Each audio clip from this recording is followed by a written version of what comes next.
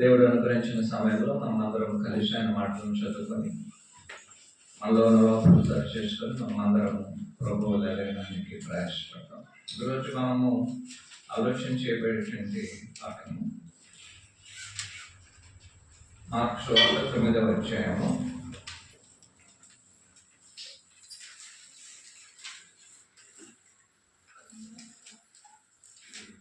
40 వచనం.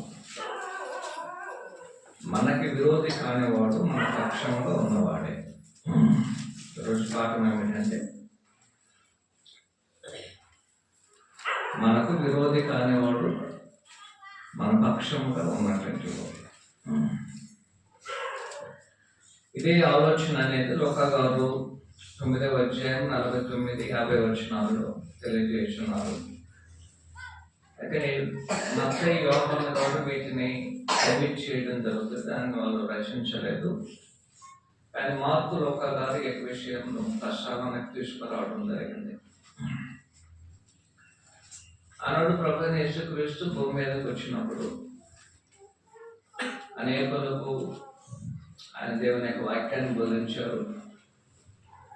అనేకులు ఆయన విశ్వాసం ఉంచి ఆయనను వారు అనుసరించారు.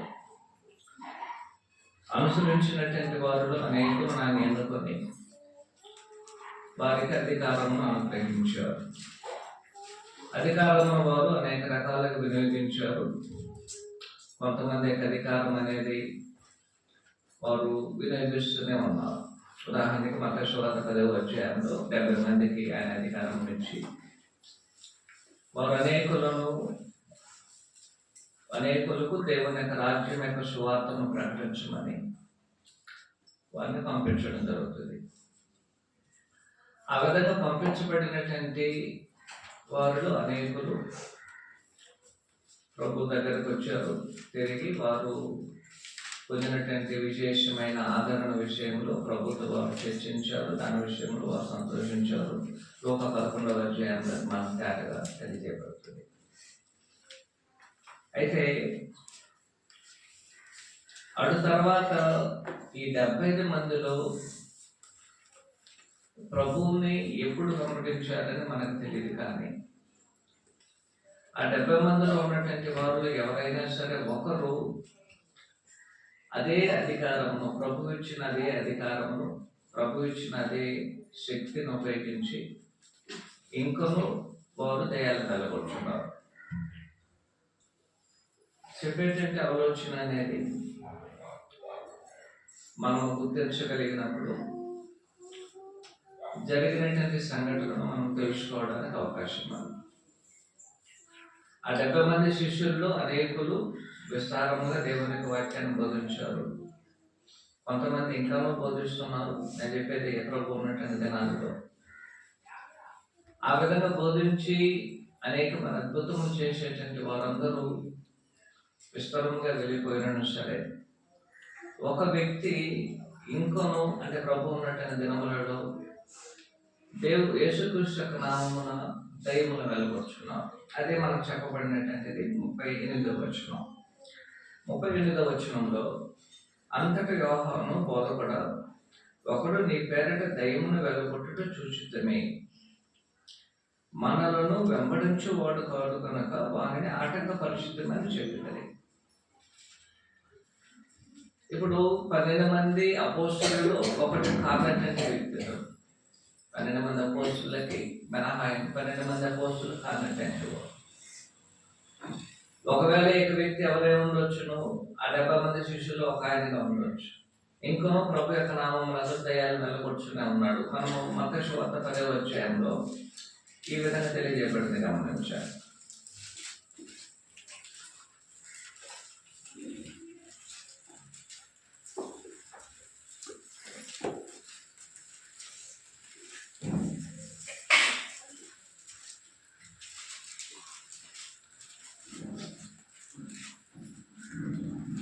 పదవ అధ్యాయంలో మత్తయి సువార్త 10వ అధ్యాయంలో మనము ఆలోచన చేస్తే 12 మంది అపోస్తలులను పిలిచి వారికి అనేకమైన అధికారములు ఇచ్చి ఆయన పంపించడం జరుగుతుంది.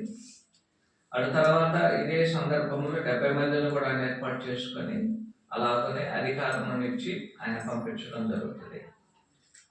ఆ విధంగా పంపించబడినటువంటి వారిలో ఒకరు, అది ఎవరో మనకు తెలియదు, ఒకడని చెప్పబడింది. కాబట్టి ఆ ఒకడుగానే మనము గుర్తించుదాం. ఆ ఒక వ్యక్తి ఏం చేస్తున్నారంటే, ఇంకొను యేసుక్రీస్తు నామములో దయ్యములను అతడు వెలగొచ్చున్నాడు.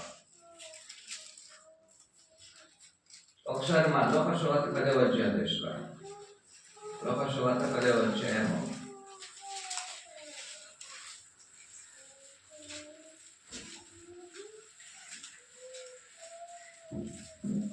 'అటు తర్వాత ప్రభు 70 మంది ఇతరులను నియమించి తాను వెళ్ళబో ప్రతి ఊరికి ప్రతి చోటకు తనకంటే ముందు ఇద్దరిని పంపినప్పుడు ఆయన వారు చెట్లాను, కోత విస్తారం ఉన్నది కానీ వారు కొద్ది మంది, కాబట్టి కోత యజమానుడు తన కోతకు పంపమని పంపివేయడని వేడుకున్నట్టు మీరు వెళ్ళి, ఇదిగో తోడేలు వెళ్ళి మిమ్మల్ని పంపునట్లుగా గొర్రెలు మిమ్మల్ని పంపుచున్నాను.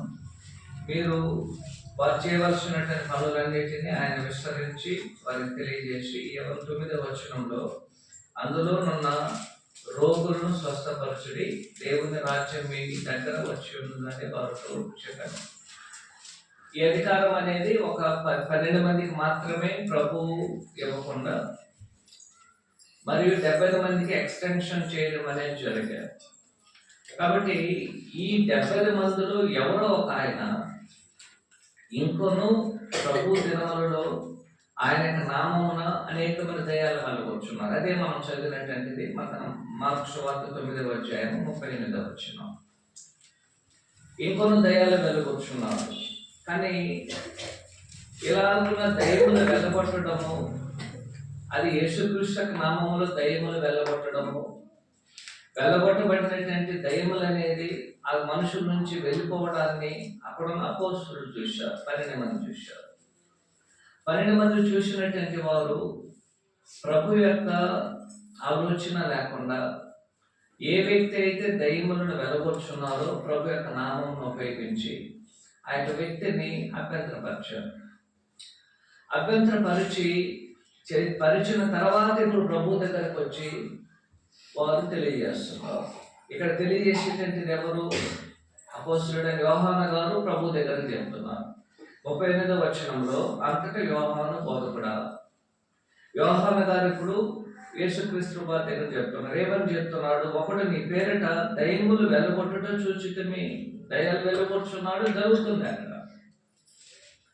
ఆ విధంగా దయ్యములు వెళ్ళిపోతున్నది, దాన్ని చూశారు వారు. చూసిన వెంటనే మేము ఊరుకోలేదు. ఆ విషయంలో ఊరుకోకుండా ఏం చేశాము? మేము ఆ వ్యక్తిని మేము అభ్యంతరపరిచాం. ఏమని అభ్యంతరపరిచాము? ఇక మీదట నువ్వు దయ్యములను వెళ్ళగొట్టకూడదు, ఎందుకంటే మమ్మల్ని మీరు అనుసరించడం లేదు కాబట్టి వారిని మనం ఏం చేయకూడదు, వారిని మేము అభ్యంతరపరిచామని ఏం చేస్తున్నారు? ప్రభు దగ్గరికి వచ్చి చెప్పుకుంటున్నాం.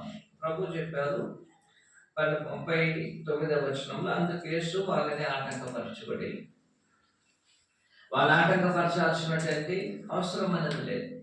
రెండోది అని చెప్తున్నా, నా పేరిట అద్భుతము చేసి నన్ను చులకనగా నిందించగలిగిన వాడు ఎవడూ లేడు. 30-40వ వచనంలో, మనకు విరోధి కానివాడు మన పక్షముగా ఉన్నటువంటి వాడే. మనకు విరోధి కానివాడు మన పక్షముగా ఉన్నటువంటి వాడే. మన యొక్క పాఠము, మనకి విరోధి కానివాడు అంటే ప్రభువుకు విరోధి కానివాడు ప్రభు పక్షముగా ఉన్నటువంటి వారే. ప్రభు పక్షమున ఎవరున్నారండి? అనేక రకాలైన ప్రజలు ఉన్నారు, అనేక డిగ్రీస్, అనేక రకాలైన అంతస్తుల్లో ప్రభు పక్షంగా ఉన్నటువంటి వారు ఉన్నారు. అనేకమైన అంతస్తుల్లో అనేక రకాలుగా అనేక మంది ప్రభు యొక్క పక్షములుగా ఉన్నారు. అందువలన ప్రభు పక్షంగా ఉన్నటువంటి వారందరూ మనం తెలుసుకోవాలని, మనం తెలుసున్నదని మనం గుర్తించలేదు. ఈనాడు లోకంలో అనేక మంది ప్రభు యొక్క నామంలో ప్రభు యొక్క పక్షములో నిలిచి అనేకమైన కార్యక్రమాలు జరిపిస్తున్నారు. వారందరూ మనకు తెలియలేదు, వారందరూ మనకు తెలియదు. ఎవరు ప్రభు పక్షముగా ఉన్నారు, ఎవరు ప్రభు పక్షముగా లేదో మనకు తెలియదు. కానీ ఎవరు ఎరుగున్నారు? ప్రభు ఎరుగున్నారు. ఇక్కడ ఒక వ్యక్తి యేసుక్రీస్తు నామములు దయ్యములు వెళ్ళగొచ్చున్నాడంటే అది ఎవరికి అధికారం?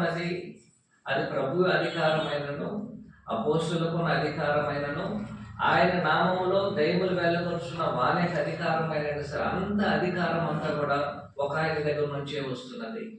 అది పరలోకం నుంచినటువంటి దేవుడు. కాబట్టి ఏ మనుషుడు ఇతర మనుషులను ఏం చేయకూడదు? మనము అభ్యంతరపరచకూడదు. ఎందుకంటే వారందరూ ప్రభువుకు విరోధంగా వారు పనిచేయడం లేదు. వారందరూ ప్రభువుకు వ్యతిరేకంగా పనిచేయడం లేదు. ఒకవేళ వారు ప్రభువును అనుసరించలేకపోవచ్చు, ఒకవేళ సహోదరుల యొక్క సహవాసంలో లేకపోవచ్చు. అందువలన వారు ప్రభు యొక్క నామమును బట్టి కార్యక్రమాలు జరిగిస్తున్నప్పుడు వారిని మనం ఏం చేయకూడదు? వ్యతిరేకించకూడదు, లేక అభ్యంతరపరచకూడదు. అలాగైనట్లయితే ప్రభు పక్షమున ఎన్ని రకాలైన ప్రజల లోకంలో ఉన్నారు? ప్రభు పక్షమున ఎంతమంది, ఎన్ని రకములుగా మనం ఉన్నామో ఒకసారి మనం ఆలోచన చేసినప్పుడు మనము ఏ విధానంలో ప్రభు పక్షముగా ఉన్నామో గుర్తించబడడానికి అవకాశం అనేది ఉంటున్నది. ఒకటి గమనించాలి, ఈ లోకములు అనేకులు ప్రభువుకు విరోధులు కాదు. ఈ లోకములో అనేకులు ప్రభువుకు విరోధులు కాదు అని చెప్పే పాయింట్ని గమనించండి. 39వ వచనంలో 40వ వచనంలో మనకు విరోధి కానివాడు మన పక్షముగా ఉన్నవాడే. మనకి విరోధి కానిటువంటి వాడు మన పక్షముగా ఉన్నటువంటి వాడే. దాని అర్థం ఏమిటి? ఈ లోకములో అనేక మంది, కోట్ల మంది ఉన్నారు, అనేక లక్షల మంది ఉన్నారు, అనేక వేల మంది ఉన్నారు మనకు తెలిసినటువంటి వారు. వారందరూ అనేకులలో యేసుక్రీస్తుకు విరోధంగా మాట్లాడేవారు లేరు. ఈ యొక్క లోకములు అనేక మంది యేసుక్రీస్తు నామాన్ని దూషించేవారు లేరు. ఈ యొక్క లోకములో అనేకులు యేసుక్రీస్తు వారి యొక్క జీవితాన్ని అసహించుకునేవారు లేరు. ఈ యొక్క లోకములో అనేకులు యేసుక్రీస్తు యొక్క సువార్తను మాకు ఇష్టం లేదని చెప్పినటువంటి వారు లేరు. అందువలన వారు క్రైస్తవులు కాదు. అందువలన వారు ఎవరు కాదు? క్రైస్తవులు కాదు వారు. అందువలన వారు క్రైస్తవులు కానందువలన వారు యేసుక్రీస్తు వారికి విరోధంగా ఉన్నారా? లేదు. ఇక్కడ ఆయన చెప్పేటువంటి ఆలోచన ఏమిటంటే, నాకు విరోధి కానివాడు నా పక్షము ఉన్నటువంటి వాడే. ఈ లోకంలో అనేకులు యేసుక్రీస్తుకు విరోధంగా లేదు, విరోధంగా ఉన్నటువంటి వారు ఉన్నారు. వారి గురించి మనం ఇక్కడ ఆలోచన చేయడం. యేసుక్రీస్తు నామమును నమ్మేటువంటి వారు అనేక మంది ఉన్నారు. అవును, యేసుక్రీస్తు వారు ఈ భూమి మీదకి వచ్చారు, 33.5 సంవత్సరాలు జీవించారు, మనుషుల కొరకు ఆయన మరణించాడు, శిలువ మరణం పొంది ఆయన చనిపోయి సమాధి చేయబడి 3వ దినం లేపబడ్డారనే మాటను నమ్మేటువంటి వారు, దాన్ని అంగీకరించేటువంటి వారు లోకంలో కోట్ల మంది ఉన్నారు. వారందరూ యేసుక్రీస్తు విరోధులు కాదు. అందువలన వారు క్రైస్తవులకు కాదు. వారు క్రైస్తవులు కాదు, యేసుక్రీస్తు వారికి వారు విరోధి కాదు. అలాంటి వారు యేసుక్రీస్తు పక్షంగా ఉన్నటువంటి వారు. ఈనాడు లోకములో అన్ని జనులు కోట్ల కొలది ఉన్నారు, లక్షల మంది ఉన్నారు. వారందరినీ మనం చూస్తున్నాం. వారెవరు కూడా క్రైస్తవులు కాదు. వారెవరు కూడా సంఘానికి రావడం లేదు. వారెవరు కూడా యేసుక్రీస్తు నామములో బాప్తిసం పొందలేదు. వారెవరు కూడా అనుదినము దేవుని యొక్క వాక్యమును, బైబిల్ను చదివేటువంటి వారు కాదు. వారెవరు కూడా ఆరాధనలు కలుసుకునే వారు కాకపోవచ్చు. అయినా సరే వారు క్రీస్తుకు విరోధులు కాదు. ఈనాడు చిన్నపిల్లలు ఉన్నారు. మన పక్షంలో కూర్చున్నట్టు చిన్నపిల్లలు లేనట్లయితే బాప్తిసం తీసుకుని అనేక మంది మన దగ్గర కూర్చోన్నారు. వారందరూ క్రైస్తవులు కాదు, కానీ వారు క్రీస్తుకు విరోధులు కాదు. ఎందుకు వారు క్రీస్తుకు విరోధులు కాదు? ఎందుకంటే వారు యేసుక్రీస్తు పక్షముగా ఉన్నారు. యేసుక్రీస్తు నామాన్ని ఎరిగి ఉన్నారు. వారు యేసుక్రీస్తు నామమును ఎరిగి ఆయన ఏం చేస్తున్నారు? వారు ఆయన్ని విరోధం చేసుకోవడం లేదు. ఎవరైతే యేసుక్రీస్తు యొక్క నామమునకు విరోధులుగా లేదో వారందరూ యేసుక్రీస్తు పక్షముగా ఉన్నటువంటి వారు. ఈనాడు బాప్తిసం తీసుకున్న అనేకులు, క్రైస్తవులుగా లేని అనేకులు క్రీస్తుకు విరోధులు కాదు. ఈనాడు మనకి 100 మంది ఉన్నారంటే దాంట్లో 20-30 మంది కూర్చున్నటువంటి వాళ్ళు, 20-30 మంది బాప్తిసం తీసుకున్నటువంటి వారు క్రీస్తుకు విరోధులా? వారు క్రీస్తుకు విరోధులంటే బాప్తిసం తీసుకుని 20 మంది ఇక్కడ కూర్చున్నారు అనుకున్నాం ఉదాహరణకి. వారు ఇంకా కూడా విశ్వాసం నుంచి ఉండొచ్చు, విశ్వాసానికి విధేయులు కాకుండా ఉండొచ్చును. వారు ఇంకా కూడా క్రీస్తు యేసులోనికి బాప్తిసం పొందలేదు, క్రైస్తవులు కాలేదు. అయితే వారు క్రీస్తుకు విరోధుల కాదు. కారణం ఏమిటంటే వారు క్రీస్తుకు విరోధం, వారు క్రీస్తు విరోధులు కాకపోవడానికి కారణం ఏమిటంటే యేసుక్రీస్తు నామాన్ని వారు విరోధం చేయడం లేదు. యేసుక్రీస్తుని వారు ఏం చేయడం లేదు, దూషించడం లేదు. 39వ వచనంలో యేసు వారిని ఆటంకపరచుకుని నా పేరిట అద్భుతం చేసిన చులకనగా నిందింపగలిగిన వాడు ఎవడో లేదు. యేసుక్రీస్తు వారిని చులకనగా చూడని ఎవరు అంటే మొదటి పాయింట్లు ఏమిటంటే యేసుక్రీస్తుకు పక్షముగా ఉన్నటువంటి వారు ఎవరంటే యేసుక్రీస్తుకు విరోధులు కానటువంటి వారు ఆయన పక్షంగా ఉన్నటువంటి వారే. ఆ విరోధులు కానటువంటి వారు ఎవరికి ఉండాలని అవసరం లేదు, క్రైస్తవులు ఉండాలని అవసరం లేదు. ఎందుకంటే ఈ యొక్క వ్యక్తి ఉన్నాడు, ఈ యొక్క వ్యక్తి తమ్మును అనుసరించేటువంటి వారు ఒక ఆయన కాదు. అతడు ఎక్కడో యేసుక్రీస్తు నామాలను ఉపయోగించి దయ్యములు వెళ్ళగొచ్చున్నాడు. యేసుక్రీస్తు వారు చెప్పారు అతను ఆటంకపరచండి, ఎందుకంటే అతడు నన్ను చులకనగా చూడలేదు, నా యొక్క నామాలను ఉపయోగించి దయ్యములు వెళ్ళగొచ్చున్నాడు కాబట్టి నన్ను అతను గౌరవిస్తున్నాడు. అందువలన అతడు నాకు విరోధి కాదు, మన పక్షంగా ఉన్నటువంటి వాడే. ఈనాడు అనేక మంది ఈ యొక్క లోకములో మనం ఆలోచన చేసినట్లుగా కోట్ల మంది ప్రజలు ఉన్నారు. అనేకులు యేసుక్రీస్తు ప్రభువారికి విరోధులు కాదు, యేసుక్రీస్తు నామాన్ని దూషించేవారు కాదు, యేసుక్రీస్తుని అసహించుకునేవారు కాదు, యేసుక్రీస్తుని చులకనగా చూసేటువంటి వారు కాదు. అలాంటి వారందరూ యేసుక్రీస్తు పక్షమున ఉన్నవారే కానీ వారు యేసుక్రీస్తుకు విరోధమైనటువంటి వారు కాదు. కాబట్టి ఇక మనం మొదటి పాయింట్ ఏమి ఎస్టాబ్లిష్ చేశామంటే ఇక లోకములో అనేకులు ఉన్నారు, వారు క్రైస్తవులు కాకపోవచ్చు. అందువలన వారు క్రైస్తవులు కాకపోయినా సరే యేసుక్రీస్తు వారు విరోధమైనటువంటి వారు కాదు, అయితే వారు క్రీస్తు పక్షముగా ఉన్నటువంటి వారు. రెండోది గమనించాలి, ఈ యొక్క లోకములో అనేకులు యేసుక్రీస్తు యొక్క నామము బట్టి క్రైస్తవులకు సహాయం చేసేవారుగా ఉండొచ్చు. మార్కు సువార్త 9వ అధ్యాయము 41వ వచనం నుంచి గమనించాలి. మీరు క్రీస్తు వారని నా పేరట మీకు నీళ్లు త్రాగించేవాడు తనకు రావలసిన ఫలమును పోగొట్టుకున్నాడని నేను మీకు నిశ్చయముగా చెప్పుచున్నానని నేను. ఇక్కడ రెండో రకమైన వ్యక్తి క్రీస్తు పక్షముగా ఎలా ఉన్నారో ఇక్కడ ప్రభువు తెలియజేస్తున్నారు. ఇక్కడ ఉన్నటువంటి వ్యక్తి ఏం చేస్తున్నాడు, ఇక్కడ ఉన్న వ్యక్తి ఏం చేస్తున్నాడంటే యేసుక్రీస్తు యొక్క నామములో అంటే క్రైస్తవులైనటువంటి వారు క్రీస్తు నామం బట్టి జీవించేటువంటి వారు, లేక క్రీస్తు యొక్క నామమును ఇతరులకి చాటేటువంటి వారు, క్రైస్తవ జీవితమును జీవిస్తున్నటువంటి వారు ఏదో ఒక రకమైన కష్టంలో ఉన్నారు, ఏదో ఒక రకమైన బాధలో ఉన్నారు, ఏదో ఒక రకమైన సమస్యలో ఉన్నారు, ఏదో ఒక రకమైన ఈవెన్ వాళ్ళకి దాహం వేసింది, లేనట్లయితే వారికి ఆకలి వచ్చింది, వారికి వస్త్రము లేదు. ఇలాంటి పరిస్థితుల్లో ఉన్నప్పుడు మనము క్రైస్తవులు అని ఎరిగి ఇతరులు మనకేం చేస్తున్నారు, సహాయం చేస్తున్నారు. ఇతరులు మనకు సహాయం చేస్తున్నారు. ఏమని సహాయం చేస్తున్నారు, మనము క్రైస్తవులమని వారు మనకు సహాయం చేస్తున్నారు. క్రీస్తు యొక్క నామమును కలిగి ఉన్నామని ఇతరులు మనకు సహాయం చేస్తున్నారు.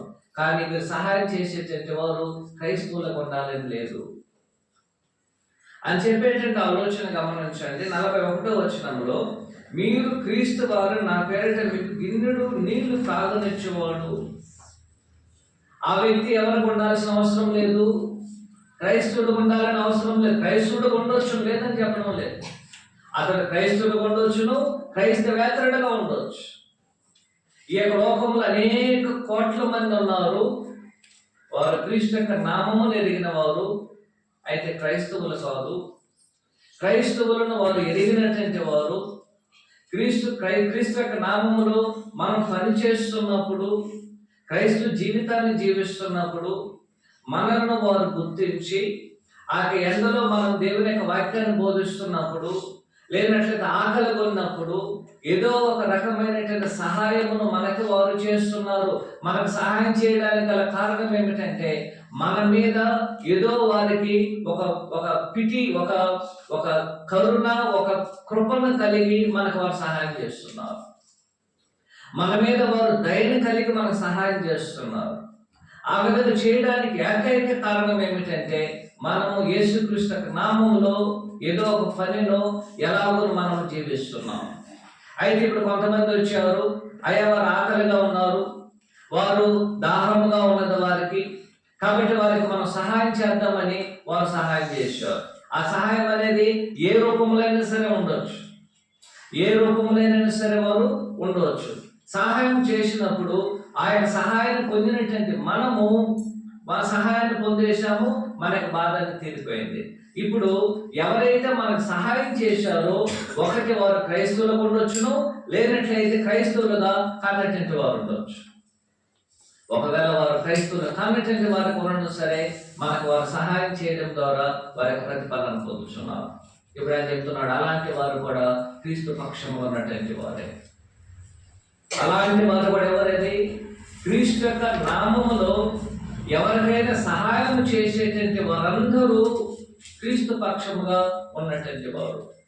మొదటిగా మనం ఏం చెప్పాము? క్రీస్తు పక్షము ఉన్నటువంటి వారు ఎవరు అన్నప్పుడు మొదటగా మనం చెప్పినది క్రీస్తుకు విరోధులు కానటువంటి వారందరూ క్రీస్తు పక్షంలో ఉన్నటువంటి వారు. 2, క్రీస్తు నామములు ఎవరైతే ఉన్నారో వారికి సహాయం చేసేటువంటి వారందరూ కూడా ఎవరు? క్రీస్తు పక్షముగా ఉన్నటువంటి వారు. దీంట్లో మనం ఒకరుగా ఉండవచ్చు. మన యొక్క లోకములో, మన గ్రామములో, మన యొక్క ప్రాంతంలో క్రైస్తవులు అని ఎరిగి వారు ఏదైనా మనకు సహాయం చేయవచ్చు, సంఘానికి వారు సహాయం చేయవచ్చు, ప్రభు యొక్క నామములో చేయవచ్చు. ఆ విధంగా చేసినప్పుడు వారు క్రీస్తు విరోధుల ప్రభు చెప్తున్నాడు కాదు. ఎందుకంటే ఎవరైనా సరే మీకు నా యొక్క నామమున ఒక గ్లాసు నీళ్ళు ఇచ్చినా సరే వారి యొక్క ప్రతిఫలమును వారు ఖచ్చితంగా పోగొట్టుకున్నారని యేసుక్రీస్తు వారికి తెలియజేస్తున్నారు. కాబట్టి క్రీస్తు పక్షము ఉన్నటువంటి వారు ఎవరెక్కడ?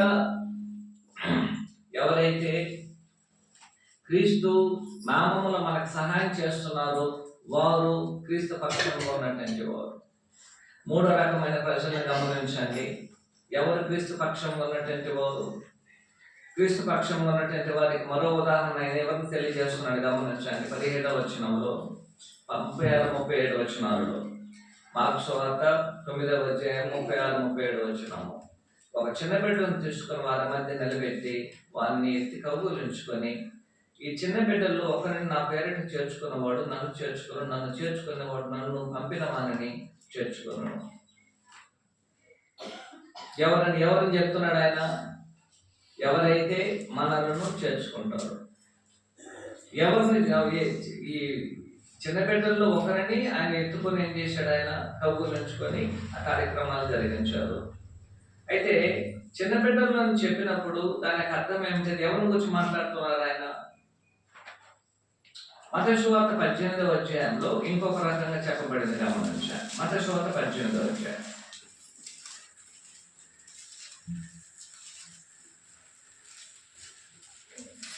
4వ వచనం.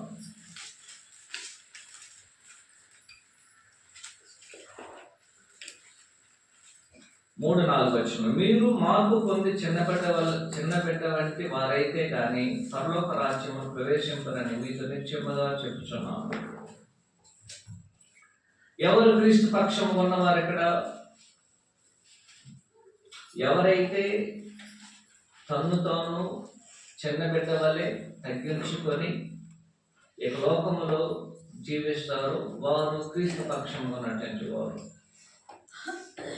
ఎవరైతే చిన్న బిడ్డ వలె తమను తాము తగ్గించుకొని ఈ యొక్క లోకములో జీవిస్తున్నారో వారు ఏమై ఉన్నారు? క్రీస్తు పక్షంగా ఉన్నటువంటి వారు. ఒకవేళ దీనికి మనము అంగీకరించకపోవచ్చు. మనం చెప్తున్నాం ఆల్రెడీ మేము ప్రభు సంఘంలో ఉన్నాం కాబట్టి ఆ సంఘంలో ఉన్నటువంటి మేము క్రీస్తు పక్షంగా ఉన్నామనేసి ప్రభు చెప్తున్నాడు. వాస్తవమే ఉండొచ్చును అని చెప్పేటువంటి ఒక అర్హత ఏమిటంటే చిన్నబిడ్డ వల్లే మనల్ని మనం తగ్గించుకోవాలి. చిన్నబిడ్డ గురించి మాట్లాడుతున్నాడు ఆయన. చిన్నబిడ్డ వల్లే అన్నట్లే చిన్నబిడ్డ వల్లే ఉండడానికి వ్యత్యాసం ఉంది. చిన్నబిడ్డ వల్లే మనల్ని మనం తగ్గించుకోవాలి. చిన్నబిడ్డలకి ఎంత తగ్గింపు ఉందో ఆలోచించే. వారు ఏది చెప్పినా చేస్తారు. ఇక్కడ కూర్చుంటారు, పొమ్మని సరిపోతారు. తగ్గింపును తెలియజేస్తుంది.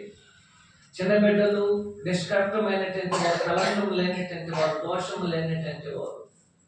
అలాగున్న క్రైస్తవుడు దోషం లేనటువంటి వాడుగా, నిష్కర్షమైన వాడుగా ఉండాలి. మూడవది, చిన్నబిడ్డలు మనం ఆలోచన చేసినట్లయితే వారు ఎంతగా తమను తాము వారు తగ్గించుకొని లోకంలో జీవిస్తారో మనం గుర్తించుకోవచ్చు. తల్లిదండ్రులకు ఎల్లప్పుడు వారు తగ్గించుకొని జీవిస్తారు. పెద్దలకు ఎల్లప్పుడు వారు తగ్గించుకొని జీవించేటువంటి వారు. ఎక్కడ కూడా వారు తమను తాము హెచ్చించుకునేటువంటి వారు కాదు. అలాంటి చిన్న బిడ్డల వలె ఎప్పుడైతే మనల్ని మనం తగ్గించుకుంటామో అప్పుడు మాత్రమే క్రీస్తు పక్షముగా మనం ఉండడానికి అవకాశం ఉన్నది. ఈనాడు క్రీస్తు పక్షముగా ఉన్నటువంటి వారు మనము అని చెప్పినట్లయితే, ఒకటి, నేను క్రీస్తు విరోధి కాబట్టి నేను యేసుక్రీస్తు విరోధి కాదు కాబట్టి నేను క్రీస్తు పక్షం ఉన్నానని మనం అనుకోవచ్చు. రెండు, నేను యేసుక్రీస్తు యొక్క నామములో ఉన్నటువంటి వారికి సహాయం చేశాను కాబట్టి నేను క్రీస్తు పక్షం ఉన్నానని మనం ఆలోచించవచ్చు. మూడు, యేసుక్రీస్తు ప్రభు చెప్పినట్లుగా చిన్నబిడ్డ వల్ల మనం తగ్గించుకొని క్రైస్తవులో ఉండొచ్చును, అది క్రీస్తు పక్షముగా ఉన్నటువంటిదే. నాలుగోది ఏమిటంటే, క్రీస్తు పక్షముగా ఉన్నటువంటి వారు విన్నటువంటి వారు ఏం చేయరు, లేక ఏం చేస్తారు, ఇంకొక రెండు విషయాలు గమనించారు. మార్కు సువార్త 9వ అధ్యాయంలో 38వ వచనము. అంతటి యోహాను బోధకుడా ఒకడు నీ పేరిట దయ్యాలు వెళ్ళగొట్టు చూస్తే వాడు మనను వెంబడించేవాడు కాడు. క్రీస్తు పక్షము ఉన్నటువంటి వారికి ఉన్న ఒక ఆనవాళ్ళు ఏమిటంటే యేసుక్రీస్తు వారిని అనుసరించేటువంటి వారు.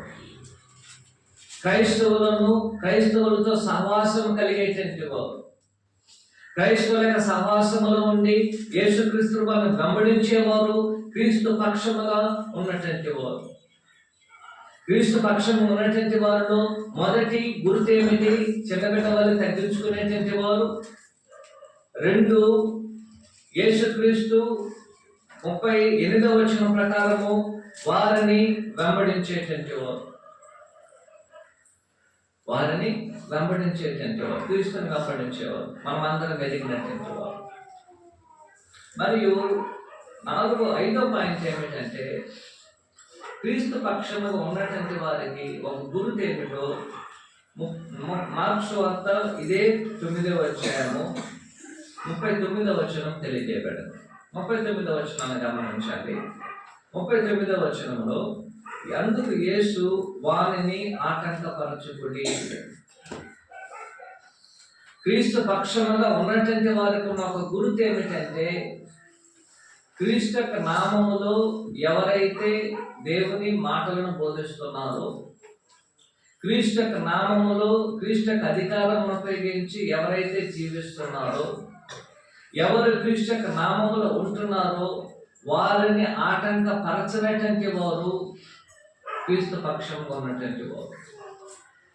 ఇప్పుడు క్రీస్తు పక్షంలో ఉన్నటువంటి వారిని 4 రకాలుగా మనం విభజించాం, లేక 5 రకాలుగా మనం విభజించాం. క్రీస్తు పక్షంగా ఉన్నటువంటి వారు ఎవరని చెప్పాము మనము?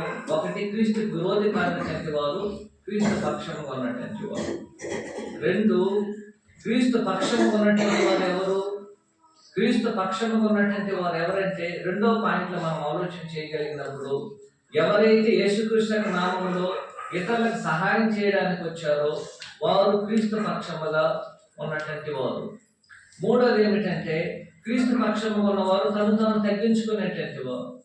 క్రీస్తు పక్షముగా ఉన్నటువంటి వారు ఆయన 4వ రూపంలో ఆయన తెలియజేసే విషయం ఏమిటంటే ఎవరైతే యేసుక్రీస్తుని అనుసరిస్తున్నారో వారు క్రీస్తు పక్షముగా ఉన్నటువంటి వారు. 5వ పాయింట్ ఏమిటంటే ఇతరులను ఆటంకపరచిన వారు క్రీస్తు పక్షముగా ఉన్నటువంటి వారు. ఇప్పుడు మనము ఇది ఒక చిన్న అవుట్లైన్ చూసాం. ఇప్పుడు మన పాఠంలో అంటాం. దీనిలో ఈ 5 పాయింట్స్లలో నేను దేనికి సంబంధించున్నాను? ఇక్కడ కూర్చున్నటువంటి మనము 5 రకాలైనటువంటి అవుట్లైన్స్ మనం చేశాం.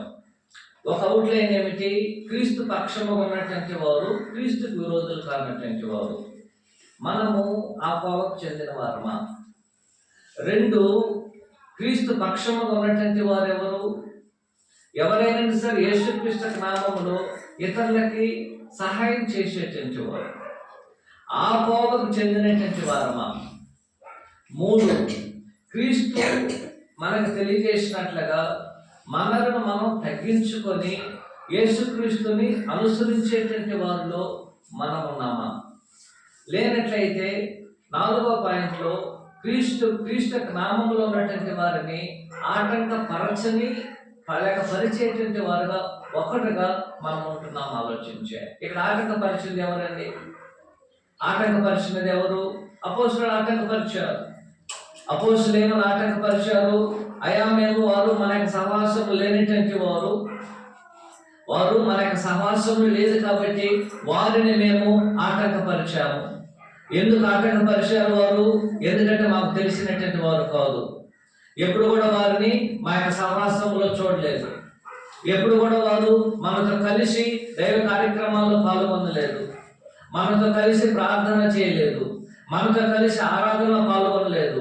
మనతో కలిసి ప్రభు బలిలో వారు పాల్గొంచుకోలేదు. మేము ఎప్పుడు కూడా వారికి పేరుని వినలేదు. ఎప్పుడు కూడా వారి గురించి మేము ఇంతవరకు చూడలేదు. కాబట్టి వారు అరగంగా యేసుక్రీస్తు నామాన్ని ఉపయోగించుకున్నందు వలన మేమేం చేస్తున్నాము? మేము ఆటంకపరిచాం. దీని నుంచి అపోస్తలులు తెలియజేసేది ఏమిటంటే యేసుక్రీస్తు పక్షం ఉన్నటువంటి మేము తప్ప ఇంకెవరు కూడా ఉండకూడదు. ఇక్కడ అపోస్తలులు తెలియజేసే విషయం ఏమిటంటే మేము తప్ప మరి ఎవరు కూడా క్రీస్తు యేసులో ఉండకూడదు. కానీ ప్రభు చెప్తున్నారు, ఆయన నా యొక్క పేరిట ఎవరైతే విరోధి కాదో అతడు నా పక్షంగా ఉన్నటువంటి వాడే. ఇక్కడ 2 విషయములు గమనించాను. 1, క్రీస్తు పక్షమునగా లేనటువంటి వారు ఎవరు? క్రీస్తుకి విరోధులు కానటువంటి వారు. క్రీస్తుకి విరోధులు కానంత మాత్రాన ఇతర క్రైస్తవుడు ఉండడానికి అవకాశం ఉందా? మత్తయి సువార్త 7వ అధ్యాయంలో ఈ విధంగా దైవములు వెళ్ళగొట్టేటువంటి వారిని చూసి ప్రభు చెప్పేటువంటి ఒక ఆలోచన గమనించారు. మత్తయి సువార్త 7వ అధ్యాయము 21వ వచనం నుంచి 23వ వచనం వరకు ప్రభువా ప్రభు అని పిలుచు ప్రతి వాడును పరలోక రాజ్యమును ప్రవేశింపడగాని పరలోకమందు నా తండ్రి చిత్త ప్రకారం చేయవాడే ప్రవేశించును. ఆ దినమందు అనేకులు నన్ను చూసి ప్రభువా ప్రభువా మేము నీ నామమును ప్రవచింపలేదా? నీ నామమును దైవములు వెళ్ళగొట్టలేదా? నీ నామమును అనేకం అద్భుతములు చేయలేదని చెప్పుదురు. అన్నాడు ఒక వ్యక్తి ఏం చేస్తున్నాడు? క్రీస్తు ప్రభు యొక్క నామాన్ని ఉపయోగించి దయ్యాలను వెళ్ళగొట్టుతున్నాడు. ఆయన ఎవరు కాదు? క్రీస్తు విరోధి కాదు, క్రీస్తు పక్షంగా ఉన్నటువంటి వాడే. దాని అర్థం ఏమిటి? అతడు క్రీస్తుని ఎరిగి ఉన్నాడు. క్రీస్తు అధికారం అతడు వినియోగిస్తున్నాడు. క్రీస్తు కొరకు ఏం చేస్తున్నాడు? అతడు అనేకమైన కార్యక్రమాలు జరిగిస్తున్నాడు. అయితే అపోస్తల కార్యము 19వ అధ్యాయంలో ఒక చిన్న సమస్య అనేది ఉన్నది గమనించారు. అపోస్తల కార్యము 19వ అధ్యాయం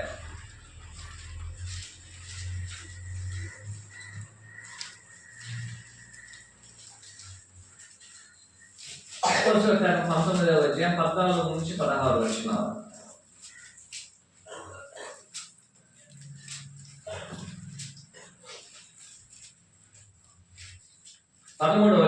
చదువుతారు.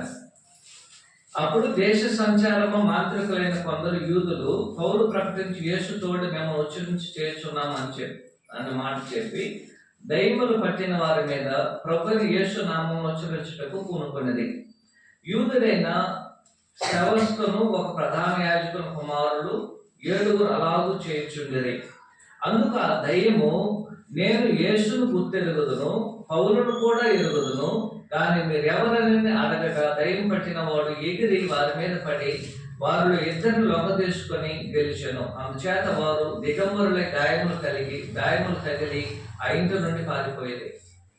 జరిగినటువంటి ఒక సంఘటన గమనించండి. ఈ యొక్క సంఘటన ఏం జరిగింది? ఎఫెసులో జరిగినటువంటి కొరింథీలో జరిగినటువంటి ఒక సంఘటన అది. ఒక ప్రధాన యాజకునికి 7 కుమారులు ఉన్నారు.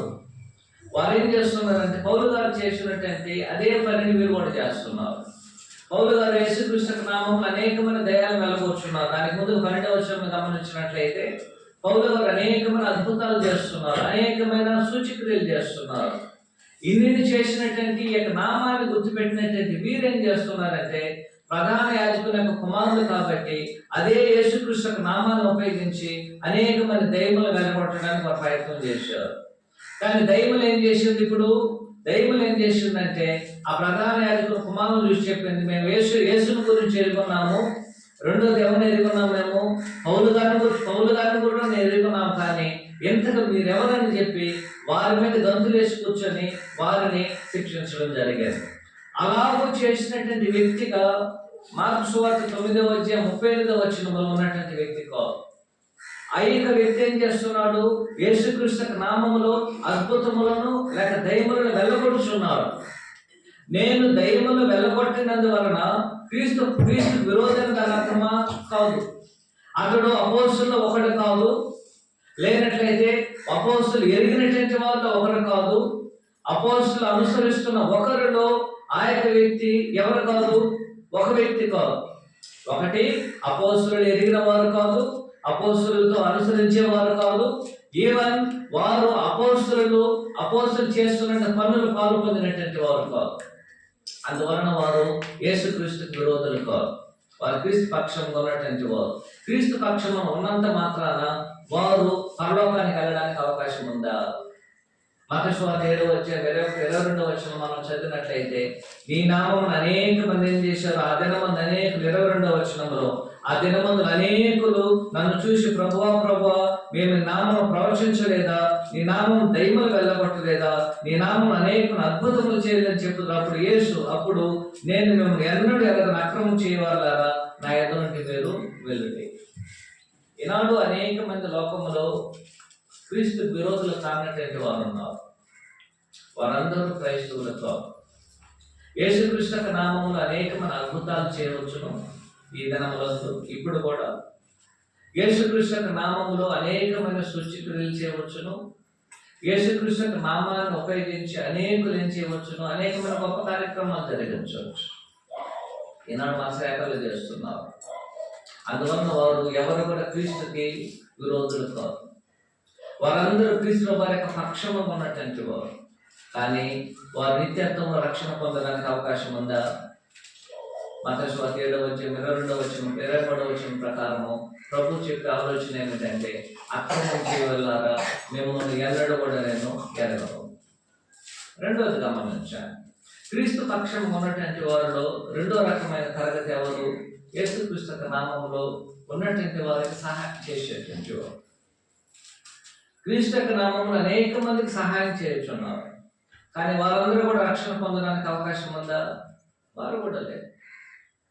3, క్రీస్తు పక్షము ఉన్నటువంటి వారు ఎవరు కాదు, లేక క్రీస్తు పక్షముగా ఉండి ఎవరైనా సరే అభ్యంతరపరిచినట్లయితే వారు కూడా రక్షణ పొందడానికి అవకాశం లేదు.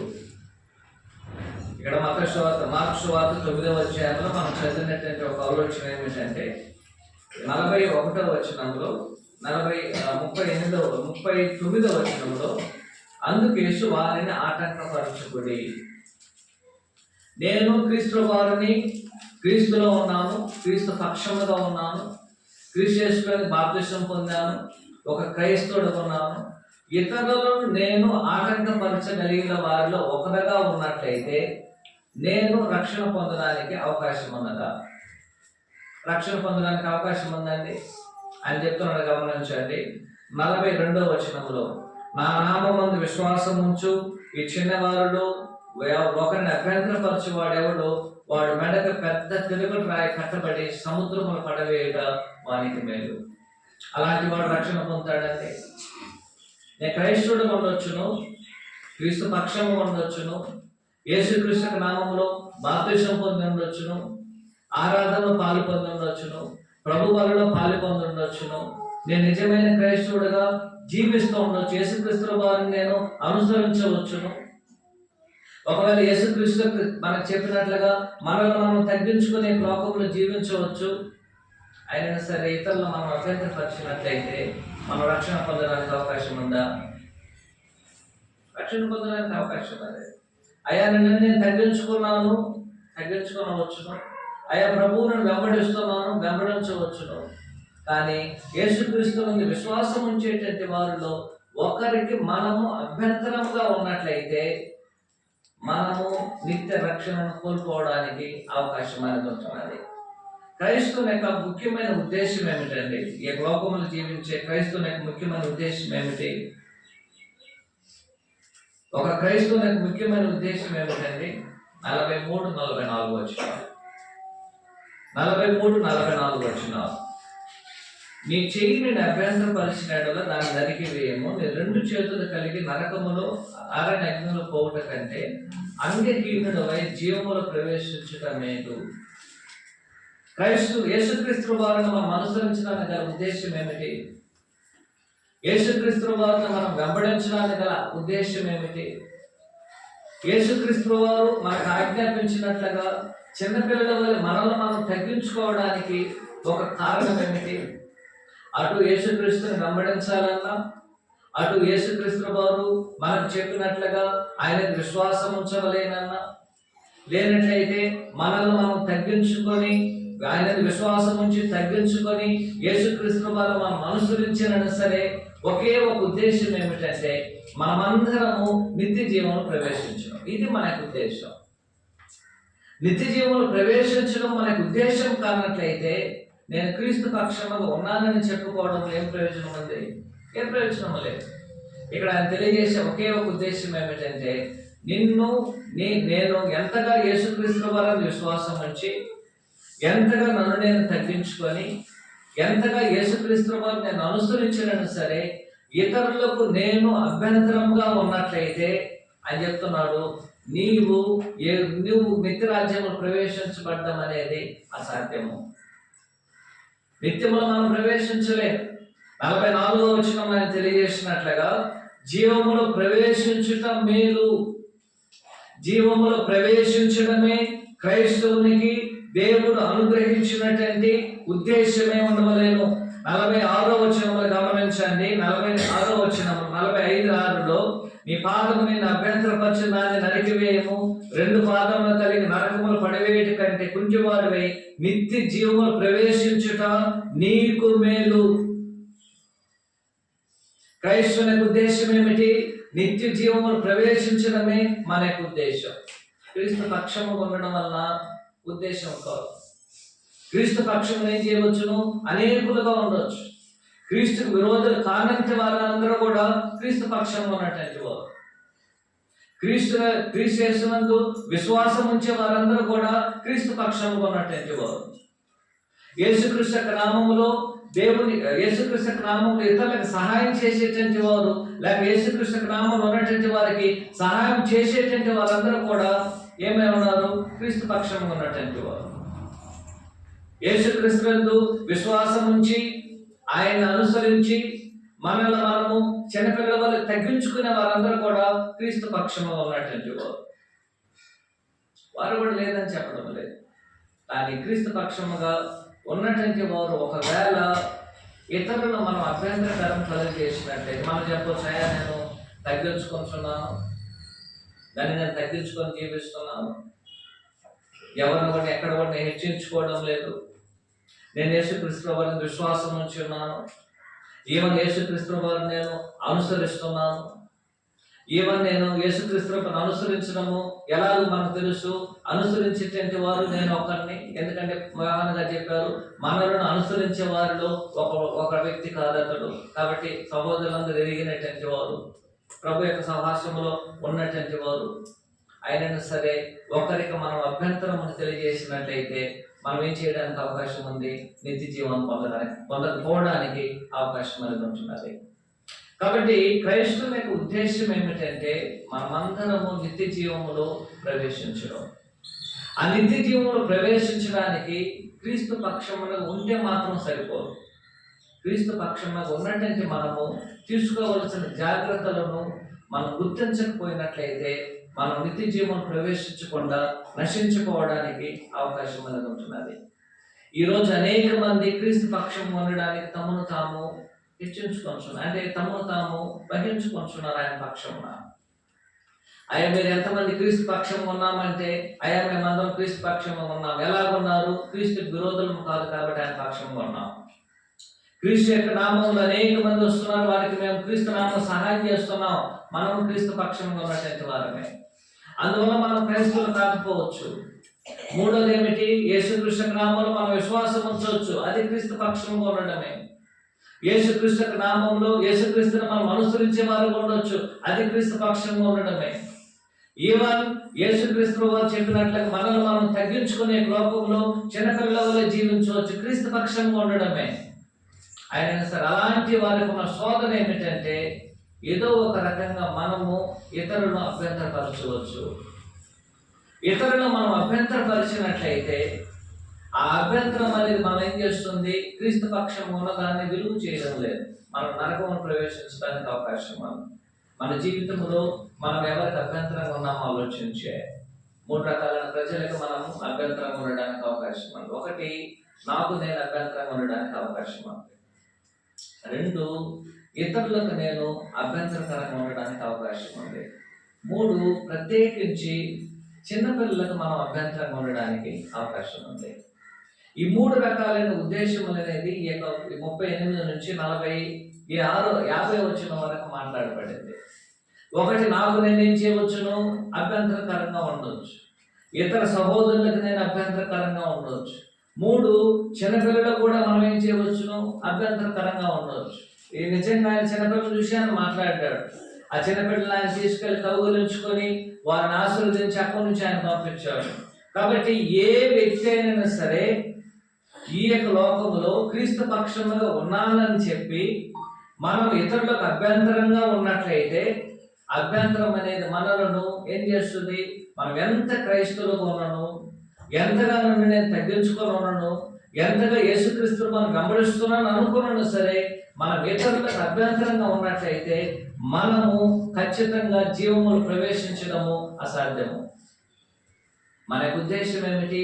జీవములు ప్రవేశించడం. మనకున్న గొప్ప శోధన ఏమిటంటే ఇతరులను అభ్యంతరపరచడం. మనకున్నటువంటి గొప్ప శోధన అది. వారి యొక్క విశ్వాసాన్ని అభ్యంతరపరచడం, వారి యొక్క పనులను మనం అభ్యంతరపరచడం, వారు క్రీస్తు యొక్క నామమును చేస్తున్న ప్రతి దానిని మనము అభ్యంతరపరిచినట్లయితే ఆయన చెప్తున్నాడు, అలాంటి అభ్యంతరం అనేది ఏం చేస్తుంది? మనిషిని నిత్య జీవమునకు దూరం చేస్తుంది. ఆయన చెప్తున్నాడు, ఒక వ్యక్తిని గురించి ఆలోచన చేయండి. నీ యొక్క చెయ్యి నేను అభ్యంతరపరిచినట్లయితే దాన్ని తీసేయి, నీ యొక్క కాలు నేను అభ్యంతరపరిచినట్లయితే దాన్ని తీసేయి, నీ యొక్క కన్ను నేను అభ్యంతరపరిచినట్లయితే దాన్ని తొలగించు. భూసంబంధమైనటువంటి అవయవం తొలగించినట్లయితే ఒక వ్యక్తి పరలోకానికి వెళ్ళిపోతాడండి. నా చెయ్యి నన్ను అభ్యంతరపరిచింది, నరికేశాను. నా కాలు నన్ను అభ్యంతరపరిచింది, తీసేశాను. నా కన్ను నన్ను అభ్యంతరపరిచింది, తీసేశాను. ఇవన్నీ కూడా నేను పాపం చేయడానికి నన్ను శోధనకు ఉపయోగపడేటువంటి అవయవములు అవి. వీటిని తీసేసినంత మాత్రాన్ని నేను పరలోకానికి వెళ్ళిపోగలనా? వెళ్ళిపోలేను. కారణం ఏమిటంటే నా కన్ను పాపం చేయడానికి, నా కాలు పాపం చేయడానికి, నా చెయ్యి పాపం చేయడానికి కారణమైన హృదయం అనేది మార్పు చెందకపోతే ఇవి కాళ్ళు చేతులు అన్నీ తీసేసినా సరే నరకం వెళ్ళడానికి అవకాశం ఉంది. ఉదాహరణకి నా చెయ్యిని నేను తీసేసాను అనుకో, హృదయంలో పాపం పోతుందండి. పాపం క్షమించబడుతుందా?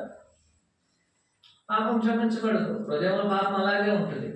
నా చెయ్యిని తీసేంత మాత్రాన నా యొక్క పాపం అనేది క్షమించబడుతుందా? క్షమించబడదు. నా కాలుని తీసేంత మాత్రాన నా పాపం క్షమించబడుతుందా? పాపం క్షమించబడదు. నా కన్నుని తీసేసినంత మాత్రాన నా పాపం క్షమించబడుతుందా? క్షమించబడదు. అయితే వీటన్నిటిని కేంద్రీకరించే నా హృదయమును నేను కంట్రోల్ చేయగలిగినప్పుడు మాత్రమే నేను నిత్య జీవనం ప్రవేశించడానికి అవకాశం ఉన్నది. యేసుక్రీస్తు వారు చెప్పే ఒకే ఒక ఆలోచన ఏమిటంటే, నా పక్షముగా ఉన్నటువంటి వారు ఎవరంటే, ఎవరైతే యేసుక్రీస్తు వారు వలె తనకి జీవితాన్ని కంట్రోల్ చేసుకొని జీవించేటువంటి వారే యేసుక్రీస్తు వారి వలె నిత్య జీవనం ప్రవేశించడానికి అవకాశం ఉంది. కాబట్టి ఈనాడు క్రైస్తవులు అనేటువంటి మనము అనేక సందర్భాలలో ఇతరులకు అభ్యంతరకరంగా ఉన్నటువంటి ఏ మనుషుడైనా సరే, ఎంత క్రైస్తవుడైనా క్రీస్తు పక్షముగా ఉండడం సరే, అతను నిత్య జీవనం ప్రవేశించడము అసాధ్యము. అయినా సరే కొన్ని సందర్భాలు, కొన్ని సమస్యలు అనేది మనకు వస్తూ ఉంటుంది. కొన్ని అవకాశములు అనేది మనం శోధించబడతాం. ఇతరులు మనము ఏ విధానం రూపంలో అభ్యంతరపరచవచ్చు. ఉదాహరణకు ఆరాధన చేసుకున్నాం. ఆరాధన మనం కూర్చున్నట్లయితే మనం ఇతరులకు అభ్యంతరకరంగా ఉండవచ్చు. ఏ విధంగా అభ్యంతరకరంగా ఉండొచ్చును? ఒకటి, మనం పాటలు పాడుతున్నప్పుడు అనేక సందర్భాలు ఏం చేస్తాం, మనం పాటలు పాడేటప్పుడు నెగ్లెక్ట్ చేసి అటు ఇటు జరుగుతున్నామంటే అభ్యంతరకారకమైనది.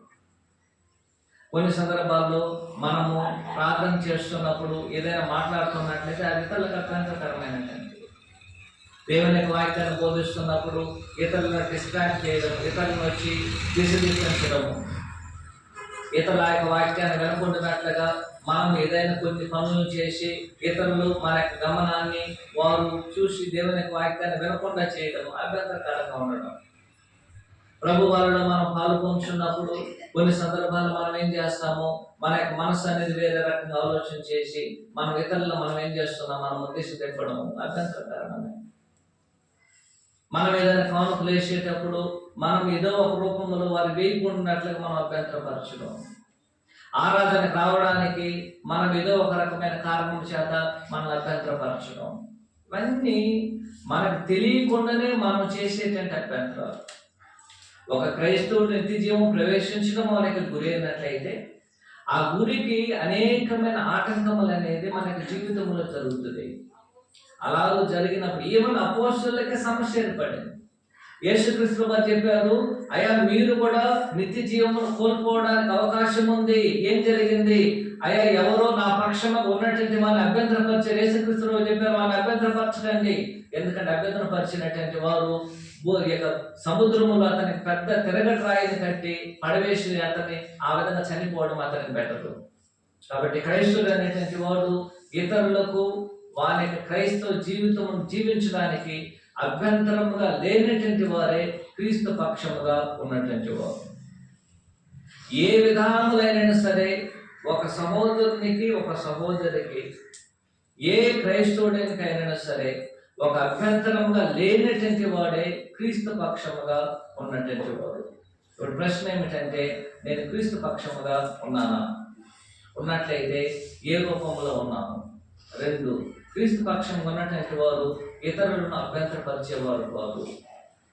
అలాగైనట్లయితే ఇప్పటి వరకు నేను ఎన్ని అభ్యంతరాలు పరిచాను? ఎవరు నేను అభ్యంతరపరిచాను? ఇతరుల పాపం చేయడానికి ఎన్ని రకాలుగా నేను ఇతరులకి అభ్యంతరకరంగా ఉన్నాను? ఇతరులు తప్పిదం చేయడానికి నేను ఎన్ని రకాలుగా అభ్యంతరంగా ఉన్నాను?